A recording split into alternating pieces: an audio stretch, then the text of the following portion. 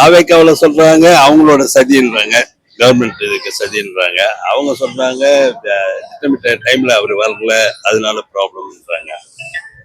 So என்னன்றது விசாரிக்கப்பட்டது.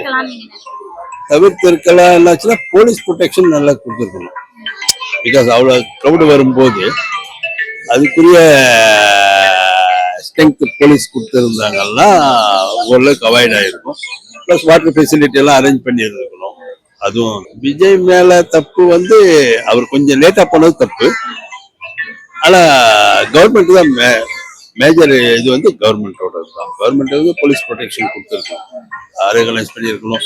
அந்த குறுகிய இடத்துல வந்து அவங்களுக்கு பர்மிஷன் கொடுத்துக்கூடாது மீட்டிங் நடக்கிறதுக்கு. அதுக்குரிய நல்ல பெரிய இடமா கொடுத்துருந்தாங்கல்லாம் இங்கதான் நடத்தணும்னாச்சுன்னா அவாய்ட் ஆயிரும்.